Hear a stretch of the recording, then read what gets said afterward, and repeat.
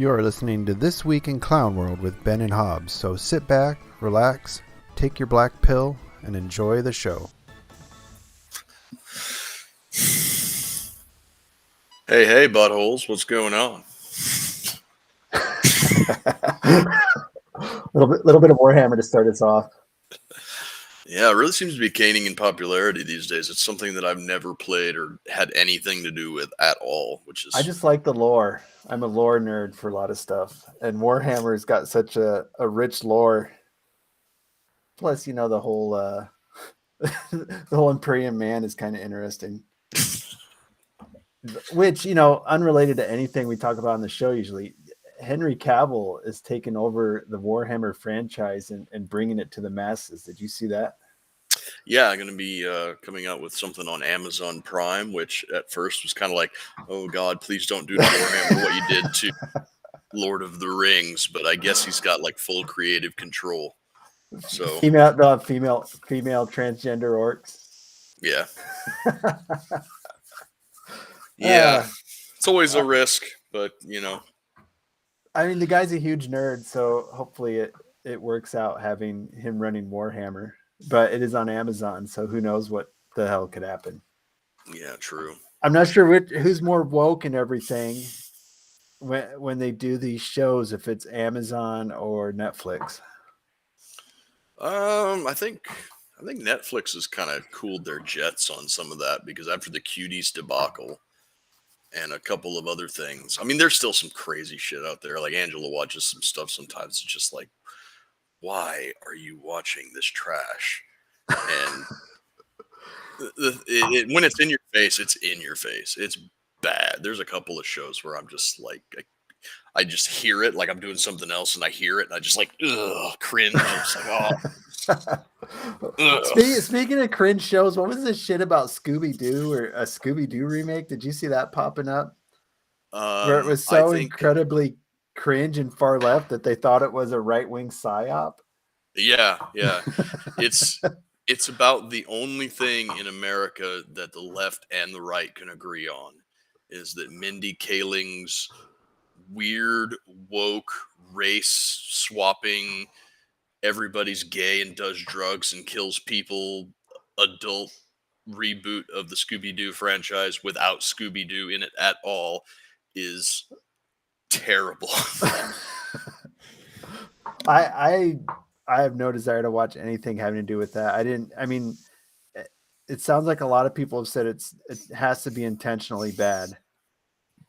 Some people are saying that. I watched the Critical Drinkers review of episode 1, and if you know anything about his channel, yeah, he loves to do reviews on bad TV shows because it's a content mill for him.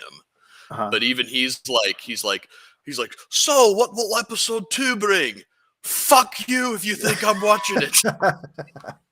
That bad? Wow. Yeah. Yeah. He's you know, some of the other wokish content. I kind of like the Lord of the Rings franchise, but I did not watch the last. I mean, I just read so many bad things about it. I didn't even waste my time. And that was an Amazon property there that they screwed. Oh, we got some comments. Daphne sexually assaults Fred in the show. Fred is written as special needs and a minor. What? Scooby is now a black woman love interest for Shaggy. What the fuck? I don't know about that last part. I know that they race swapped Velma into an Indian woman, so it's basically just a self insert for Mindy Kaling as a fellow frumpy Indian woman. Shaggy is gone. There is no Shaggy. There is only Norville.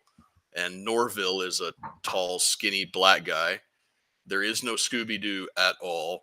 And Norville has a crush on Velma. That's the only thing that I've been able to get from the couple of reviews.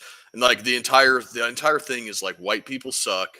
Fred is a rich guy with a tiny dick. Let's all make fun of his tiny dick. White people are awful.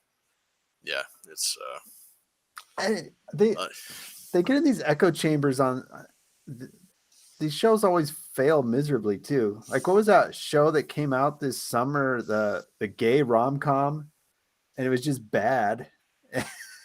Did you remember seeing about that? And then he accused America of being bigoted and homophobic as reason his movie failed. Oh yeah, what was that pile of shit called? It was called like Yeah, that was Bros or something, or yeah, it was like a flash in the pan. yeah, Yeah. gone. I mean, Yeah, they just get in these echo singularly chambers and awful. they don't realize that most of America doesn't really want to see that. So quit trying to throw it towards a broad audience. You know, Right, maybe make and your gay they're rom-coms a niche market.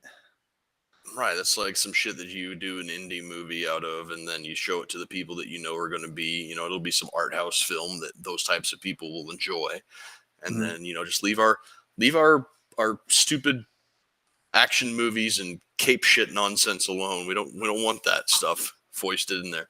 But the reason there's I don't know about all of that, Luke. I haven't even watched the show, but I don't know. If I see a review, I'll tell you that you're right. But I was under the impression that Norville's love interest was Velma. Scooby coming back as a black woman, that seems like it could be construed as racism. I don't. Now, if the black woman stand-in for the Great Dane still speaks the same way that Scooby-Doo does, Ruh-roh. then it might be kind of interesting. Just an old Tom and Jerry caricature of. We'll see. Something like that. Anyways, to get off Scooby-Doo, what's the big Clown World stuff this week? You had, you have some political theater going on. You want to hit that one? I mean, it's a saying libertarians love, but it's not going to happen.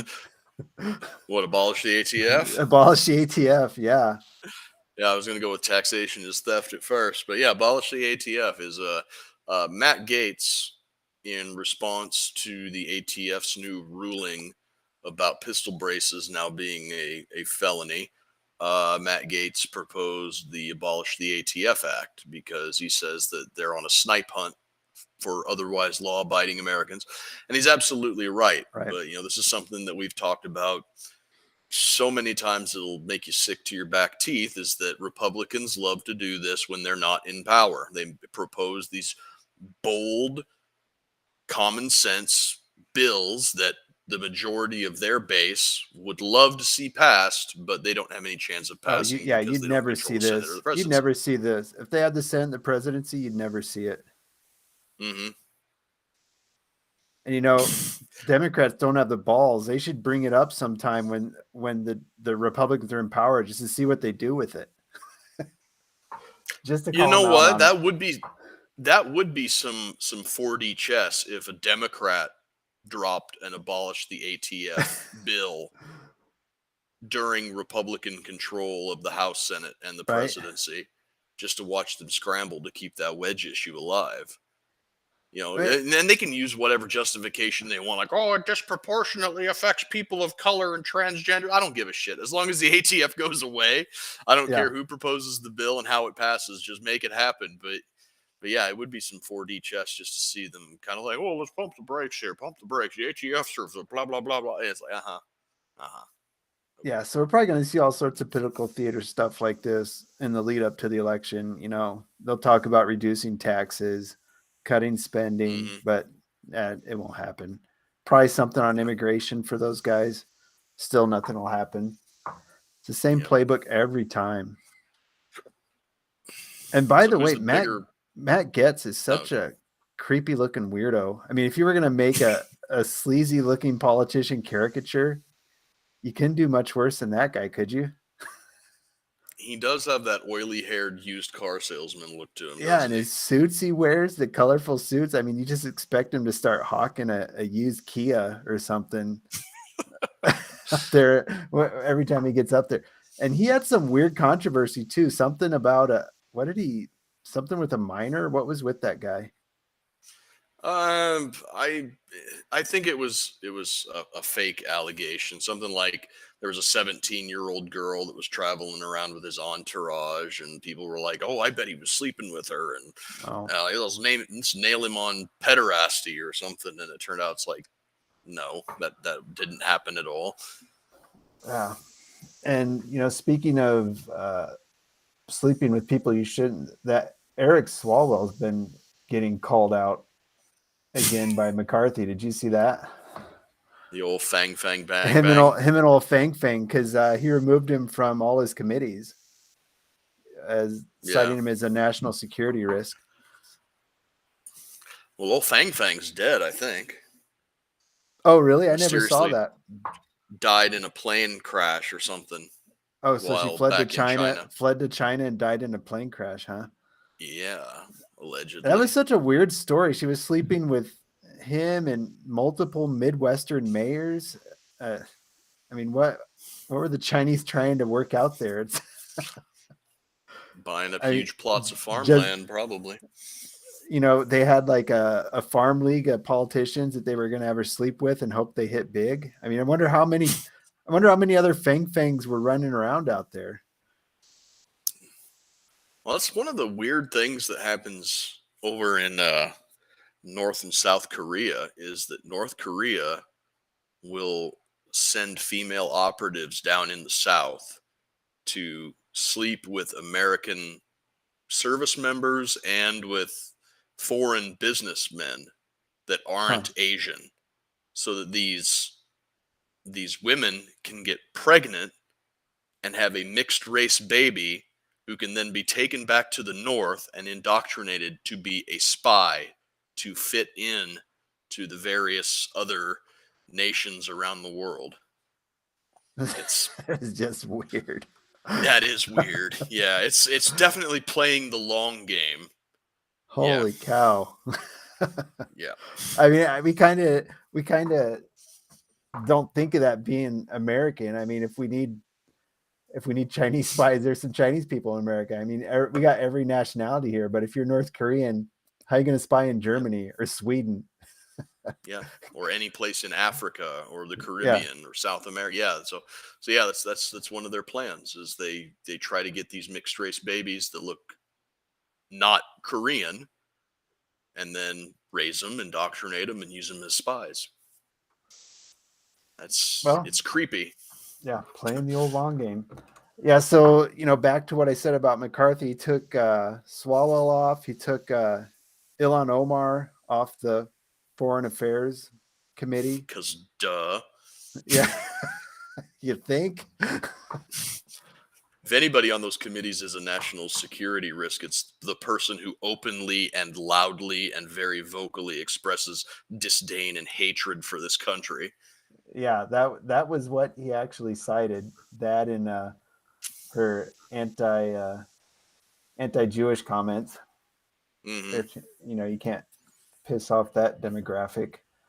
Yeah. And Adam Schiff, of course, was taken off because every Republican hates that guy. So I mean, is that the political action that's going to happen? I don't remember if when the Democrats came in, they booted all the Republicans off his stuff. Is that something new, or is that how it's always been done? I don't remember that. I'm pretty sure that when the speakership changes hands, they do some mix-ups just to get, just to balance the scales more in the favor of the ascendant party. Mm-hmm. But I think that both the number of people being booted off, the prominence of those people, like the name brand recognition of those people, and the fact that we're living in the contentious time that we are right now, the media is probably making more noise about business as usual than they have in the past, just because it's politically expedient. Oh, look, the Republicans are kicking all of these senior members off of these committees and blah, blah, blah, blah, blah. Never mind that it happens every single time the House switches hands. But I think if it is something new, I think it's probably the way they have to do business now. I mean, it's party over everything anymore. So I could imagine that if you left some Democrats on there, they would try to sabotage it for and Republicans would do the same thing. They're going to sabotage it for the other party on those committees. So, like we've talked about with the FBI and whatnot, next president's just going to have to clean house or abolish them, one of the two. Yeah. Yeah, and but still, it's like the people that McCarthy is kicking off, the Schiffs, the Ilhan Omars, the Eric Swalwells, putting those people into these sorts of national security heavy positions on these committees just feels like spitting in the eye of the American people. Because these are the most compromised, America hating, these are the last. This is it's such a travesty that it's like China and the Congo being on the UN Human Rights Commissions. Yeah. It just feels like a big fuck you to anybody who's paying attention. Yeah. I mean, I don't know. I don't blame him. I don't blame him at all. And those people, that's what they're. I mean, they got elected in there on that platform, so obviously there's a section that keeps voting for him.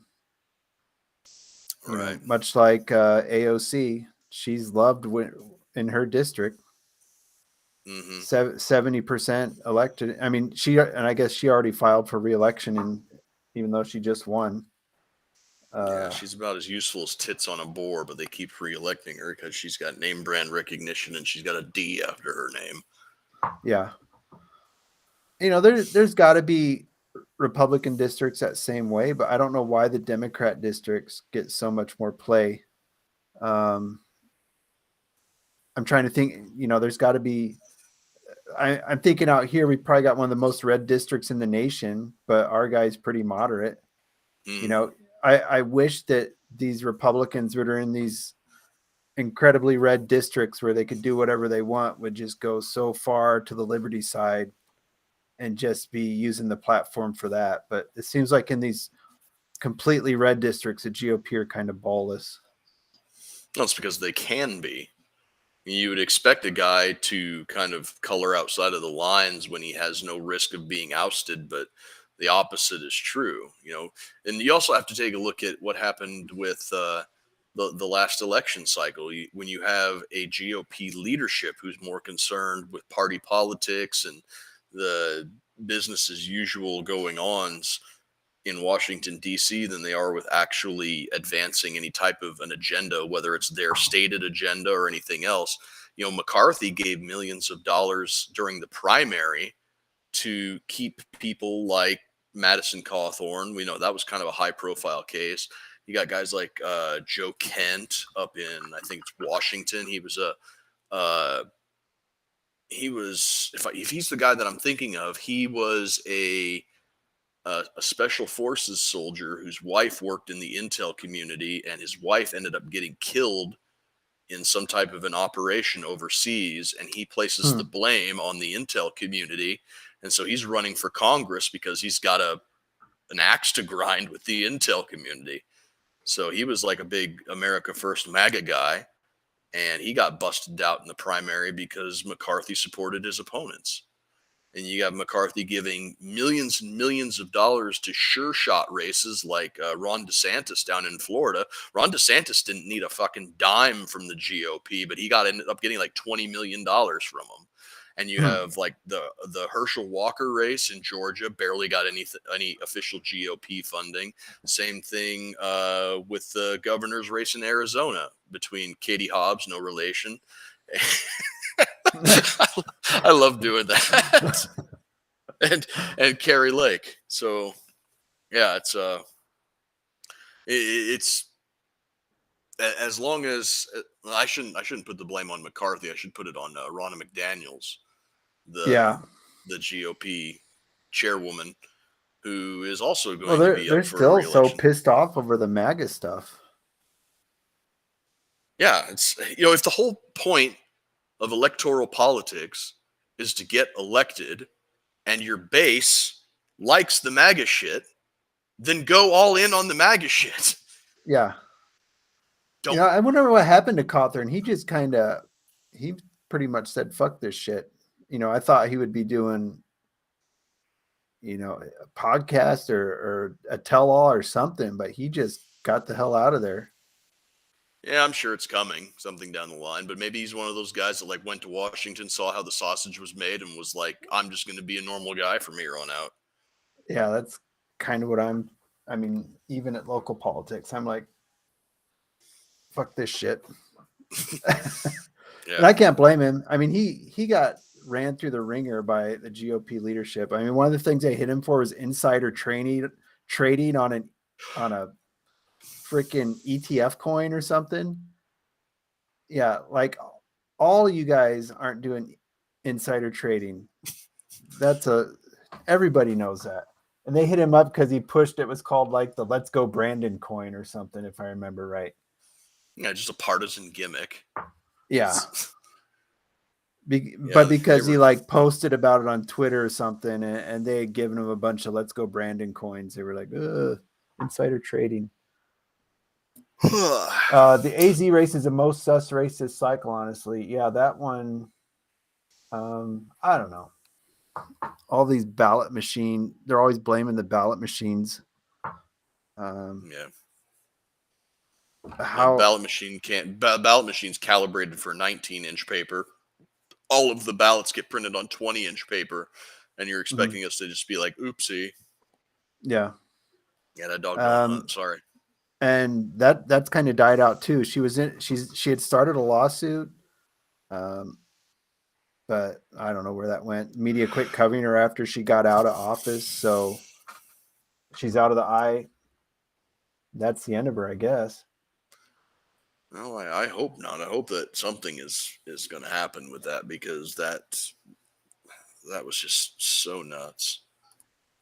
How that happened. Speaking of stuff out of the media, we've got the Brandon's classified documents.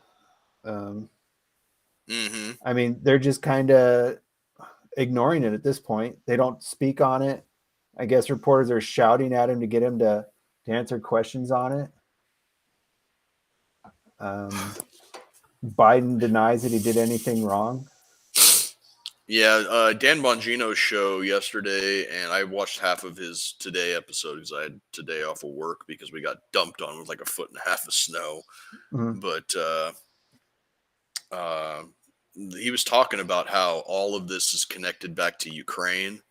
How, you remember the clip from what was like 2014, 2015 when he's sitting in front of the Council on Foreign Relations talking about how he got the prosecutor fired because the guy was looking and he's like, "Oh, son of a bitch." And and a lot of it has to go to that. There's the corruption that goes on in that country and how he wanted in on it. So he makes it out to be like the Ukraine situation just fell into his lap when he was, Obama's vice president. Bongino's theory is that it didn't just fall into his lap. He actively campaigned to be the guy in charge because he knew what a busted piggy bank it was. Just cash for anybody who had the connections to take it. And now he believes that the Democratic Party sees him as such a liability that they're trying to get rid of him. And so the way to do it is to try to manufacture it in a way that they have something compromising on him, but it looks like it was just found innocently. Like they knew they had all of these top secret documents or eyes only or SCI classified documents hanging out in closets in the garage and shit. And it's like, okay, now Joe's got to go. So, and who knows? Maybe every president has that shit hanging out in their garage, and it's just like that's part of what happens. But since they made a stink about it on Trump, and it seems like the classified documents thing with Trump hit well with your sponge brain middle America people that thought he was doing some great disservice with those having those documents that they're like, well, we can use this going forward. We'll hit Joe on it. But I wouldn't be surprised. Obama probably has a shitload of I mean, that stuff's got to end up. I'm even before everything was digital. I mean, there had to be a lot of shit floating home with these guys. No, yeah, absolutely. I'm sure that with all the paperwork that these guys deal with in their day to day, you're going to get some type of classified document mixed in with everything that you got going on. And classified stuff can be. It sounds anything can be classified. It can be bullshit, and it can be classified. Yeah, I mean, shit. Some of the stuff in the military, like I remember there was one time it was something about the amount of shitters they needed, but it was classified. I worked in HQ for a while, and they, even though it was just training, they would mark up their documents as they should be. Shitters are classified because it tells how many troops there are or something. I don't know, but classified isn't a big deal. Except for the ones that you were talking about, the SCIF ones. I mean, the SCI documents. That's the big thing, is there should be no copies. There should be a paper trail. You have to go to the trouble of setting up a secure location inside of a Faraday cage with white noise generators. It's one of those things. It's not like how many people the president is having over for lunch that day. It's something big. But we'll see. And the thing that concerned me about it is they said some of that stuff was covering Ukraine, and he had his dipshit son over there at that time fucking around in the Ukraine, so maybe he's wanting to see what was being brought up on the Biden criminal empire. Well, yeah, that's Bongino's entire theory about what is in these documents. SCP documents are gross. Get those. Gotta keep those classified. Yeah, definitely. But no, somebody commented on SCP documents. If you don't know what those are, go Google SCP. It's a good time. That's a rabbit hole you don't want to go down.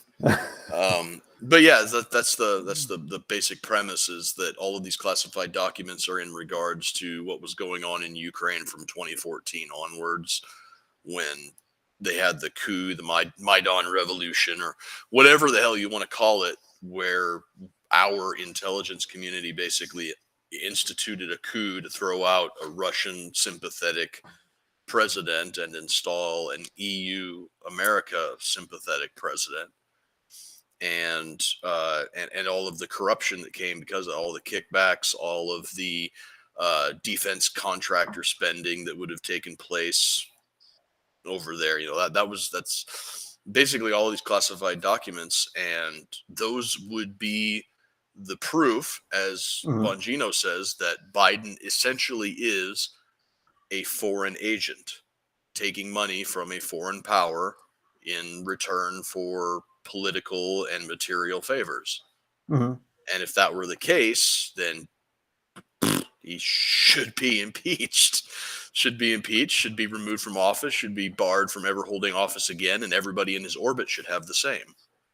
Yeah. And that got downplayed so much. I mean, they should have beat that up during the election. I mean, that would have been huge. So it's obvious why the media didn't cover it. That's been part of the Twitter files stuff too. That the FBI was telling me, sink this story. I don't even know if the truth will ever come out on how deep the Biden family's fingers go into the Ukraine at this point. And it all seems really weird that, they were involved over there so much and then a war broke out. Yeah. It's probably not too much of a stretch to say that even people who are political opponents of Biden and the Democrats and the progressives and everything would not want this stuff to come to light immediately, because the amount of damage that it would do. I mean, I'm talking about like riots and murders and assassinations and all sorts of stuff. Like, everything would fall apart. There's got to be some Democrat hungry for the presidency that's willing to try and primary him and bring this shit up. But the media probably just wouldn't cover him. He'd be He'd receive no coverage, I bet. Or Not only that, but the type of person that would primary Joe Biden on the platform of exposing all of the corruption involved in the Ukraine, in the federal government and everything, their hunger for the presidency would likely be overshadowed by their desire to not get 2 bullets in the base of the skull. Yeah. I mean, Tulsi would have been the only one I would have guessed would try and pull that off, but now I think, didn't she leave the Democrat Party, or she just left politics? She's independent now. Yeah, she Yeah. left. She resigned her Democrat bona fides. And, you know, speaking of Ukraine, by the way, I mean, this shit is still just stalling out. What are they saying now, that they think Putin's trying to raise a 2 million man army? What? I don't know. I haven't heard a whole lot about what's going on over there, other than the fact that we just keep shoveling money into that furnace. I don't know. I saw some footage, and who knows how truthful it is, but it was a Russian desert. Did you see that one? The Russian deserter, and they caught him at a bus stop, so they took him out in a field and shot him in the head in front of everybody. I did not see that. No. The guy had just been drafted. I mean, there was it wasn't a CNN story or anything, but he'd been drafted, been on the front line for 5 weeks, said, fuck it, caught a bus back to Russia. Mm-hmm. Russian authorities found out and caught him at the bus stop and gave him the old what did those the commissars, weren't they the ones that stood at the back, and if you tried to flee they shot him? Yeah, gave him the old commissar treatment from the Soviet days. Russia's claiming to have shot down a UFO. Okay. Maybe it was a drone, you dumbasses. Yeah, no shit. But yeah, that's what I mean. It seems like Ukraine's been sending drones further and further into Russia. I saw that Russia's starting to mount anti-drone systems in their cities because they're worried about that now. But yeah, that war just kind of drags on. You know, I don't know how they're gonna. I mean, every population is declining. You know, I think from a strategic standpoint, countries really got to look at spending that many men to get them killed. You know what I'm saying? You know, Yeah. What was the news that just came out? China's population is decreasing for the first time. Yeah, it's because they got all the men. Yeah. Got all men and not enough females, which is why they're expanding into Africa and other places where the men kill each other on an industrial scale. So yeah, you know, countries got to consider that going. And Russia, they don't want to be a country that starts losing population with India and China on their borders. That a bunch of wide open space over the next 30 years is not going to be a good claim to have over in that area. Nope. Yeah, what else did we have for this week in Clown World? Kind of a slow week. Well, SHOT Show's going on, and it is SHOT Show. It is absolutely lit this year. I mean, there's some cool shit coming out. And I think I can pad 20 minutes talking about some of the things. Go ahead. That's a good crossover element with our audience here. So yeah. So I know Luke over here just kind of dropped a hint about one of the things.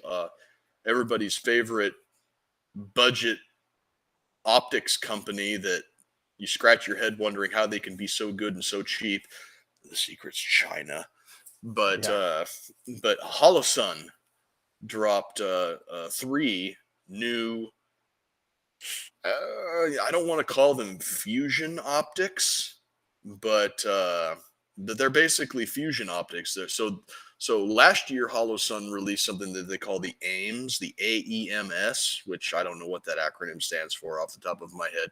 But it's kind of a fairly large, boxy red dot optic that's kind of fills the same niche as like a Vortex UH1. But these new ones that they've got, they kind of use the AIMS architecture for the red dot portion here. Geez, that's a boxy thing, isn't it? Yeah. It's a kind of a boxy red dot optic. It's built like a tank. But the new ones that they're dropping, keep forgetting the acronym, but it's like an AIMS, and then piggybacked on the top is either a night vision or a thermal camera. And what it does is you can turn on the red dot sight and you can look through it and it just functions as a regular red dot sight. Or you can flip up the opaque front lens cover, turn on the night vision or thermal whatever, and what it does is it overlays what that camera sees into the window of the red dot optic. And you don't have to flip the front cover up, but it just kind of makes a cleaner sight picture if you do. And the crazy thing about it is the night vision model and that's the Ames right there. Mhm. The crazy thing is, like, I think the night vision model is going to be like $1,000, and there's two different thermal models. One is going to be like 1,800, and the other one is a higher definition that's going to be like $2,300. And that's nuts. Yeah. So I'm starting to think that the HoloSun quad nods, the 4-tube GP NVGs that cost $4,000 is looking less like a meme and more like an eventuality here. And that seems like a lot, but when you consider what a force changer having NVGs in whatever situation you're finding yourself in at night. Yes. Yeah, DMS TH for the thermal and DMS NV for night vision. Hybrid optics with better than most $10,000 units for $2,500. Yeah, about $2,300 for the high def thermal, which is nuts. I'm getting a picture of it here. That looks pretty cool. Yeah, it's like an Ames with a little night vision camera. For how much did it say? It's like $1,000 for the night vision model and like $1,800 for the low def thermal and $2,300 for the high def thermal. Just a quick picture. I found one here. Yep, there they are. They look pretty sweet. Might have to start saving my pennies up. Yeah, I don't have any night stuff currently. Something I want to add to my kit because I think you need it. Yeah. I have an old crusty set of PVS 7 Delta night vision. They get the job done. I'm prioritizing a night capability over upgrading my armor. Mm-hmm. Because it seems more important to me. I don't know what your thoughts would be on it. Well, I've already got the armor. So I'm good to go on that one. Let's see some of the other things. Your Plains Prepper over here says that there's a Bond Arms lever action that takes AR mags, which is true. Bond Arms lever. Fight Light Industries also has a lever action that takes AR mags. Both of them, in my opinion, look like absolute dog shit. But, your mileage may vary because they take AR upper receivers. They take AR mags and AR upper receivers. You just change out the bolt to whatever the one comes with the there's a video of the Bond. Do you want me to throw this video of that Bond Arms lever gun up? Yeah, fuck it. Why not? I haven't seen it in video yet. All right, hold on. Let me get that for you. I just found it. It looks cool. I'll give him that. I think it looks like crap. I'm gonna stop our video here just so we can get a big view of it. Okay.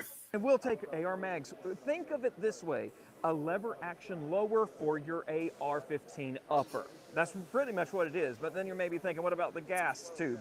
You remember lever action lower for your AR-15 upper. Block, and you're ready to go, and you have your lever action AR-15. This little, this is a sample of what you could do. 9mm. Yeah. I don't know. I guess it seems like a range toy, maybe. Yeah, it'd be good for states where you have semi-auto restrictions, or places like Canada and Australia where they have semi-auto restrictions. I think that those sorts of things would be pretty good there. I mean, I like a lever action. I wouldn't. Oh, me too. One. Yeah, I love lever action too. It's one of the first guns I had, and I traded it for something. I had a 44-40. I traded it for something stupid. So yeah, but I think that it would probably look a lot better if it wasn't taking AR upper receivers. Because Sure. Fight Light Industries also has an AR upper, a lever action lower for AR uppers. And just having the ejection port cover and the brass deflector and the charging handle still being a part of it, it doesn't look right. That Bond Arms one there is a little bit better than the Fight Light one because they have their lever geometry in such a way that it moves the magazine back into a more aesthetically pleasing area. They've got it so that it's like a short throw lever, so the magazine won't interfere with Right. with running the lever. The Fight Light Industries one, you have your lever and your pistol grip, and your magazine is like way far forward, and it just doesn't. It's not pleasing to Luke look said at. cowboy action space gun question mark. Maybe. What else? Was the Smith & Wesson 5.7, was that out of SHOT Show, or was that just? Yes. Okay. Yep, that's a new one. If you guys like 5.7, Smith & Wesson is dropping a new one. It's a 22+1 capacity, gas operated 5.7 pistol that comes optics It wasn't ready. striker and fired barrel. either. It was internal hammer. Yep. Internal hammer.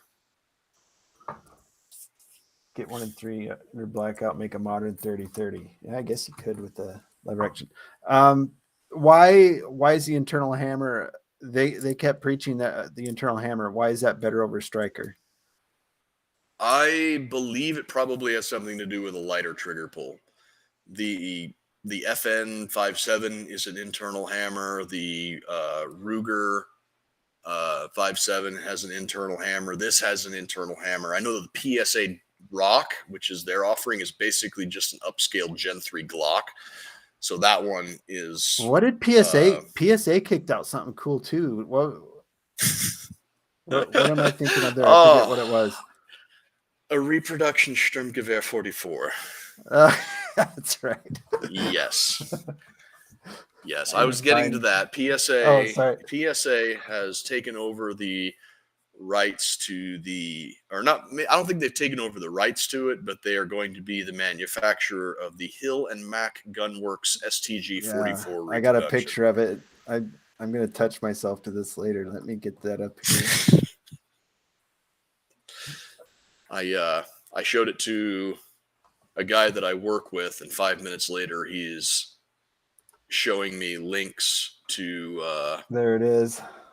Yeah, there it is. He's showing me links to brass bullets and other reloading accoutrements for 7.92 Kurtz, because this gun, it will be available in the original 7.92 by 33 Kurtz or 8mm short, 7.62 by 39, 300 blackout, and 5.56. So you got 4 caliber options to choose from. Although if you choose anything other than 7.92 Kurtz, you're a poser and deserve to be hung by your neck until dead. No, but that thing looks hefty. It's got some weight to it. I think the original STG 44 was something like 10 or 11 pounds. It's all sheet metal and wood, so it's going to be kind of a chunky boy, but that'll cut down on your recoil. The way that they're getting around all of this is that I believe that the trigger pack on the inside is going to be AR compatible, or at least lightly modified AR compatible, just to simplify things and to make sure that you're not getting a hold of like real deal military surplus and dropping the giggle switch into it. There are a lot of common parts apparently that will swap out with the original gun too. A lot of the internal stuff. Unfortunately, like things like the bolt carrier and stuff, because of ATF regulations, that's not going to be in there. Oh shit, we got Ed Black in the comments. Hey bud, I'll get to that in just a second. Yeah, so the what else was there? Oh, the magazine well is going to be Stanag compatible. They are making their own magazines for it that look the part of the original STG-44, but they're going to be in the various calibers. So if you wanted it to just look like a MP-44 or STG-44, they got those look-alike magazines, or you can throw any of your P-mags or GI mags or whatever into it. Of course, the 792 Kurtz is only going to run in a 792 Kurtz magazine because it's so radically different from any of the other ones. But yeah, other than that, it's got the look, it's got the feel, and it's going to be something probably like $2,000. I mean, curious if the PSA Jackal is garbage or not. Jury's still out. I haven't seen enough about it to make a decision here or there. Getting to what Ed's asking about, Rock Island Armory, who is best known for decent budget 1911s from the Philippines and shitty Turkish shotguns. Yeah, they have released something that I am still trying to figure out exactly how it works. It runs off of a new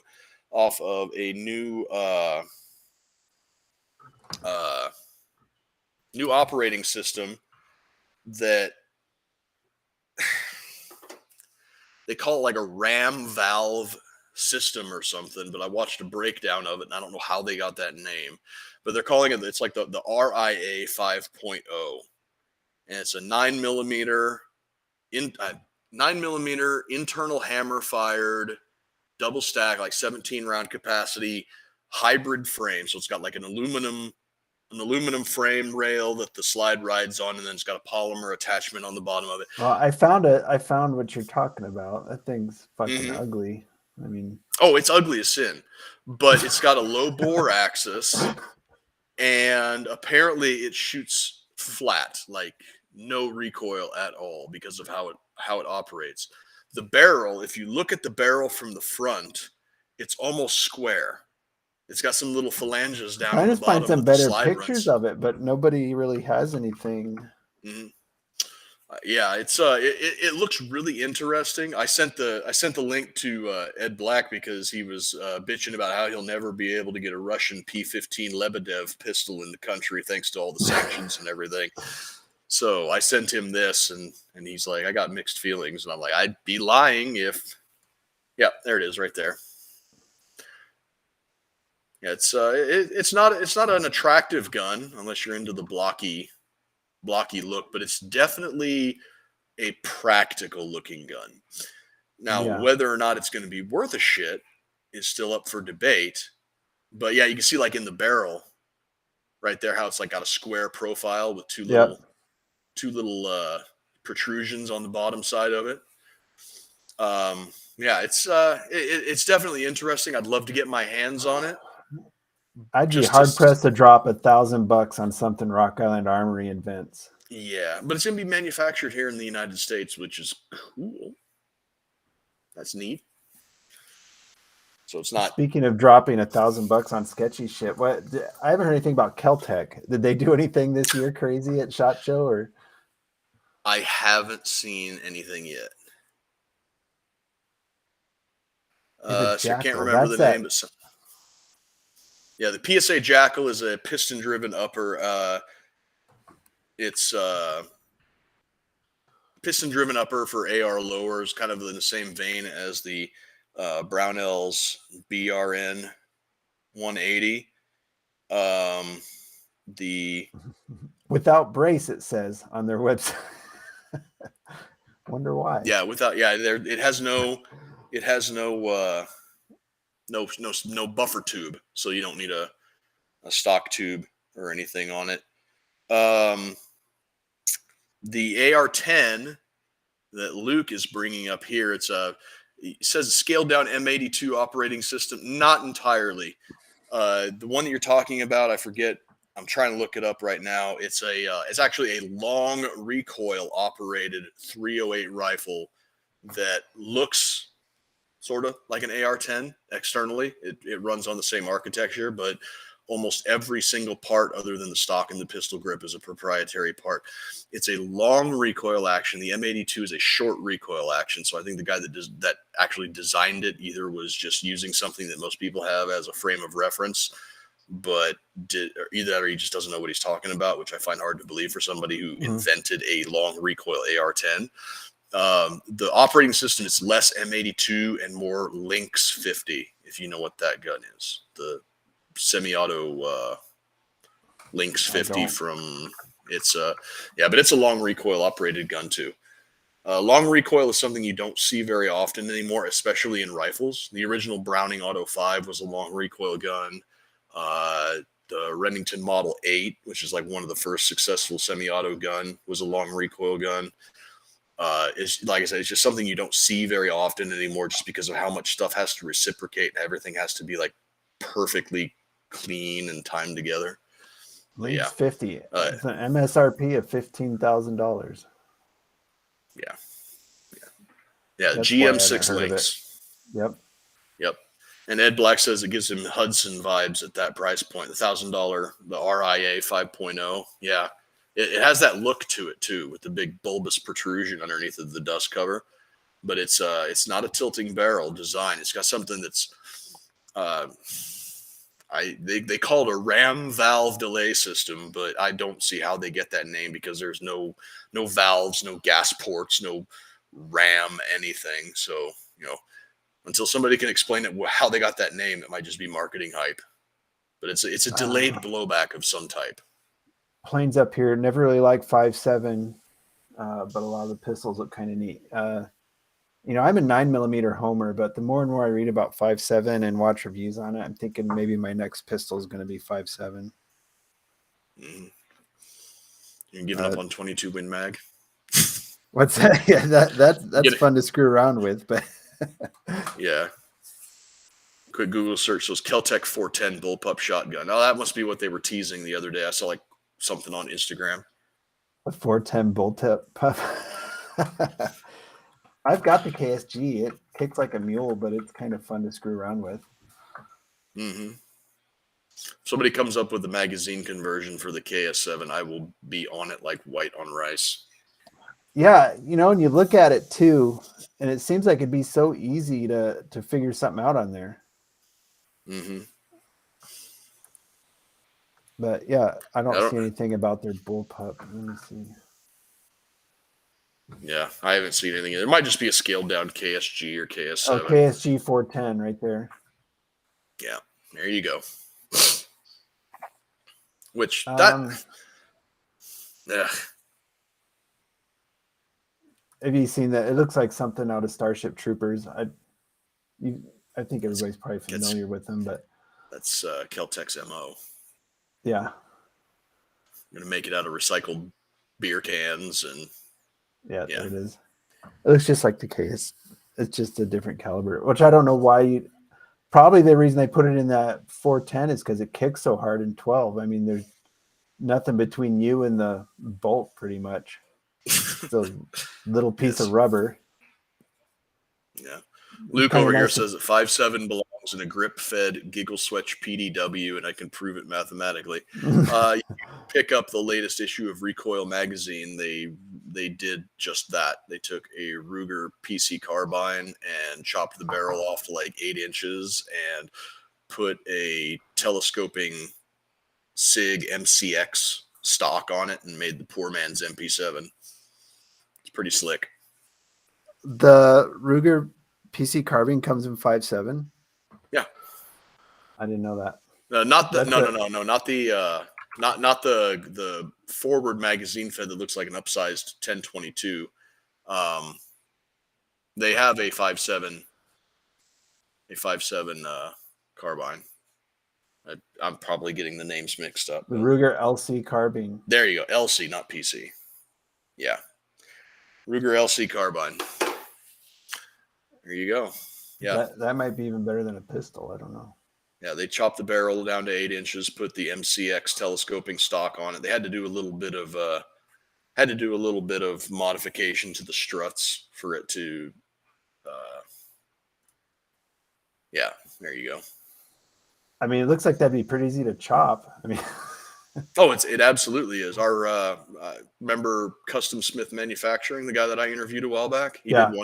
He did one too, and he's making 3D printed M-LOK hand guards for anybody who wants to do the same thing. it looks like that probably uses the same mechanisms as a PC, so that's going to be a solid platform. Yeah, it's a straight blowback. Can't go wrong there. Nope, pretty easy. Holding stock, $1,000. That'd be a better buy than that square tube thing.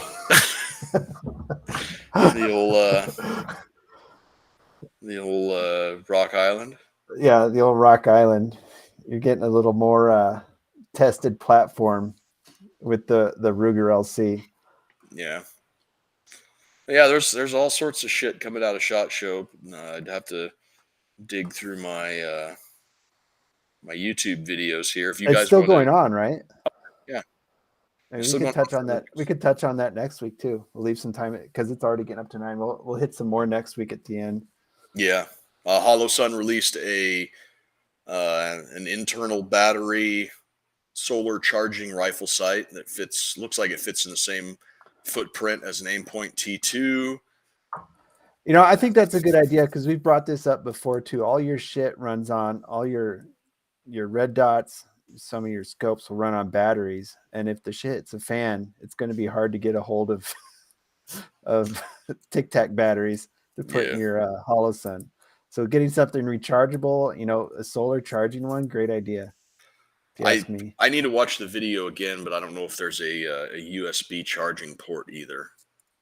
I think there is, but that would be good. Yeah, but they said it's like not even just solar charging; it's any kind of light.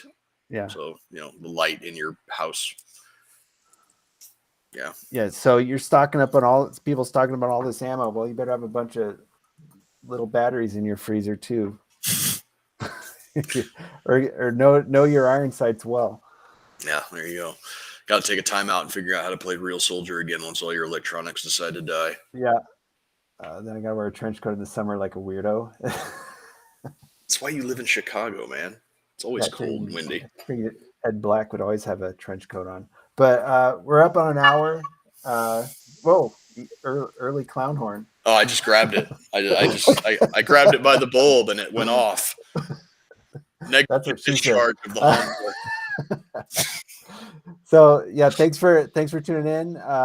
Little slow week on political stuff. SHOT Show was good though, so we pulled it out at the end there. We'll be back next week. We'll have some more SHOT Show info for you, and as always, stay honky.